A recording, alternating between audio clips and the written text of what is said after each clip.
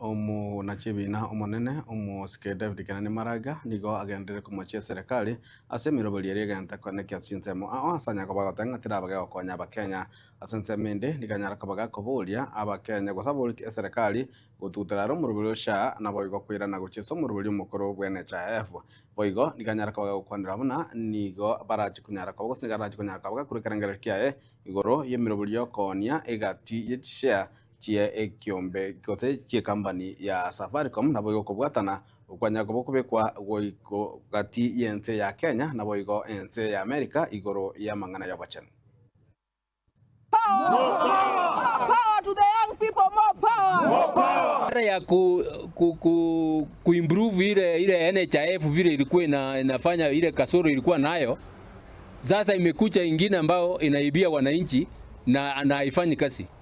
Yara ambao tunakubaliana na makanisa ya kwamba hiyo kitu ifutiliwe mbali, turudi kwa NHIF mpaka system mpya ipatikane ambayo inaweza kusaidia Wakenya. Sasa hii ambao tuko nayo haisaidii Wakenya.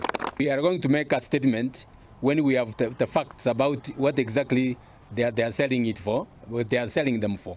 And there are even many others, a few things that have happened in the first few days. Like the agreements the president signed in the US. We want to get the details of that agreement so that we can make a comprehensive statement. Tufurahi ni vile inafanywa. Kama unakumbuka, kwanza kulikuwa na a French company ambayo ilikuwa imepegwa kandarasi ya hii barabara. Hiyo kandarasi ikafutulia mbali. Vile nakumbuka Kenya ililipa zaidi ya bilioni 6. Kama ile tunaita damages. Ile vile mambo inafanywa ndio atupendelei. Barabara kila mtu anahitaji.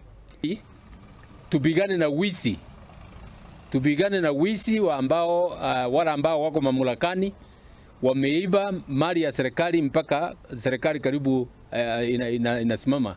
Mnajua vile elimu ya watoto wetu iko, mnajua vile matibabu yako, watu vile wanasumbuka na mambo mingi yale ambao tutaangalia wakati tutakuja.